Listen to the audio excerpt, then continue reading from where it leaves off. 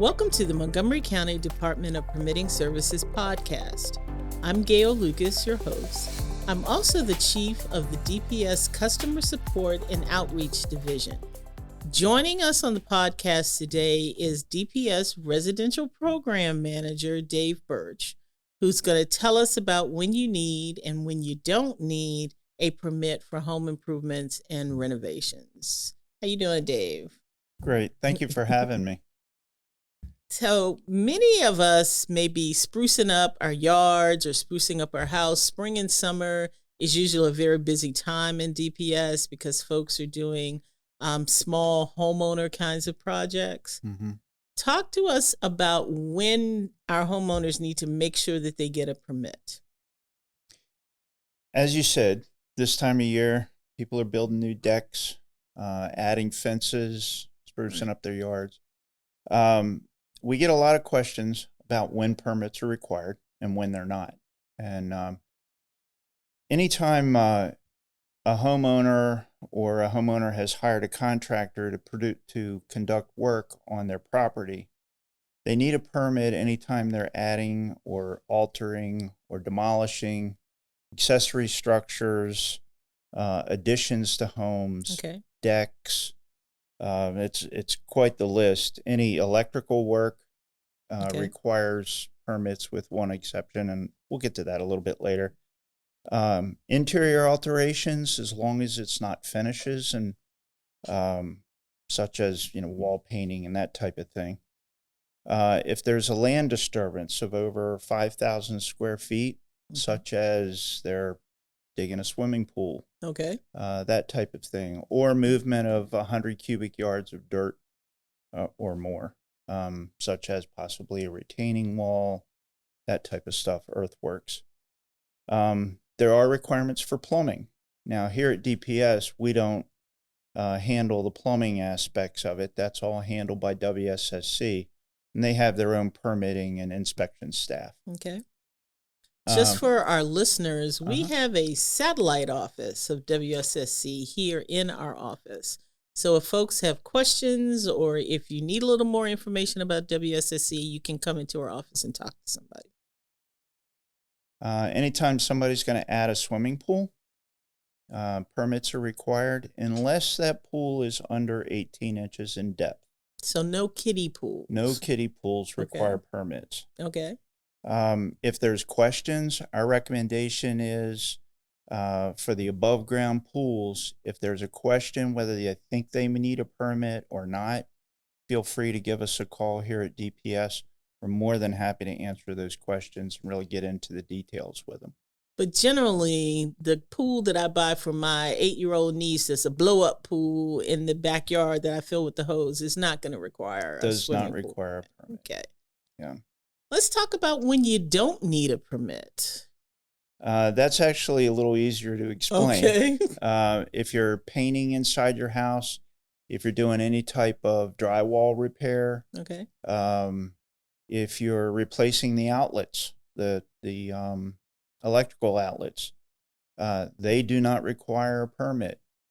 Unless you're extending the wire or pulling any kind of new wire, then that requires a permit. Hanging new cabinets. There's quite a bit of a typical kitchen remodel that can be done without permits. New cabinets, new countertops, that type of thing. As long as they aren't changing the layout of the kitchen and maybe adding cabinet space that wasn't there before, or countertop space, or affecting or changing the structure, knocking out a wall, that type of thing. What if I'm demolishing a cabinet, if I'm taking cabinets out? They do not require a permit. Okay, as long as I'm not doing anything to the wall, I'm just removing the cabinet, then I do not need a permit. Right. Okay. Correct. And you said carpeting, you don't need a permit? No floor finishings, no carpeting. When would I need a permit for the floor? Because if I'm removing joists or underlayment. So if you're changing anything in a structure, and that's kind of how we, as an inspector, how we gauge it. Has the structure been changed? The floor structure, the roof structure, the walls, have they been opened up? or walls added. There's no requirement for a permit to change your windows unless you put in larger windows than what were there before. Now you've opened up that structure, and the inspector needs to ensure that there's enough span there, enough structure left to support the weight above. Window replacement is a typical home improvement. And so as long as I'm not making the window opening bigger, I don't need a permit to replace those windows, right? Correct. Okay. Storm doors, the same kind of thing. If I'm replacing doors, period. Doors, as long as you're not increasing the width of the door, do not require a permit. What are some of the tips or pointers you may have for our customers who have questions about whether or not they need a permit? What's a good rule of thumb for them? So, first place I would check if they have questions is the DPS website. Okay. We try to answer as many questions as we can there and provide lots of information. Right. If you find that there's something missing from there that you still have questions about, we much prefer that the questions be asked before you start your project. Okay.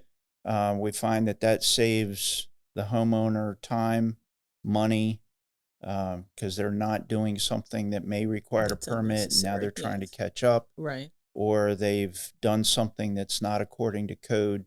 Now they have to take that down and make it code compliant, those types of things. What kind of trouble do I get myself in if I do something that needs a permit without a permit? So we handle it from the standpoint of we're here to guide the homeowners. Okay. We don't really want to penalize anybody for not knowing what the rules are. Sure. Our job is to explain those rules and then help them get to the finish line. Yeah. Nobody likes projects that are just languishing for days, weeks, and months. Absolutely not. In the event, though, that somebody has ignored our guidance and ignored the fact that they need a permit, unfortunately, that's when we have to start issuing notices of violation and that type of thing.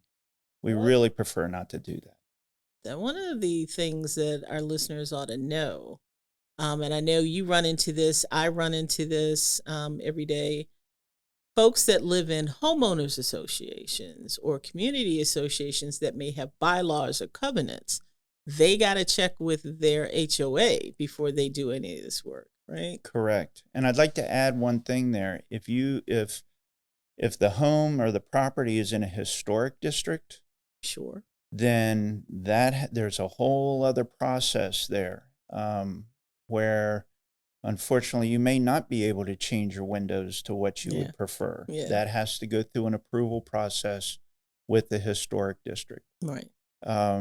Once we get the okay from them based on what the homeowner would like to do, then we move forward with the permitting process or the inspection process. So there are times when you don't need a permit, but you may need permission from other entities, right, to do what you want to do. HOAs, historic or HOA, right? Historic, right, correct. We get that question quite a bit. Now, you manage inspectors, right? You manage residential inspectors. Talk to us about what a typical day is for an inspector. So we have 16 residential inspectors. Mm-hmm. We cover all of Montgomery County, with the exception of Rockville City and Gaithersburg City. Okay. And typically, our inspectors start each morning with 12 to 18 stops. Oh. We are a combination inspector group. So if somebody has, say, an addition or a detached garage, where there may be building structure to be inspected, electrical, and heating or ventilation, we combine all of that into a one-stop shop and visit that site for the one inspection. So we don't have electrical inspectors per se, and building inspectors. You're not dealing with multiple people showing up. And we do next day inspections. So if I call today before noon, Right. one of your inspectors can come out the next business day. The next business tomorrow. day. Right. Okay. What else? What other tips do you want to leave our listeners with? Probably the biggest thing would be, if at all possible, well, here in Montgomery County, homeowners are allowed to act as contractors. Okay. And as such, they are responsible for the job. Yes.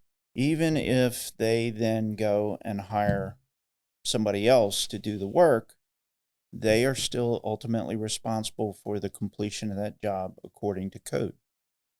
And code is the minimum standards for building. So that's what my inspectors are looking for, the minimum standards. Okay. Along with that, though, it's very important that in order to meet those minimum standards, that if they are hiring a contractor, that it be a licensed contractor. Yes. They're licensed by the state of Maryland. They pay into a bond fund. There's some guarantees there that they know what they're doing. Absolutely. That's another big question that we get all the time. It certainly streamlines the inspection process.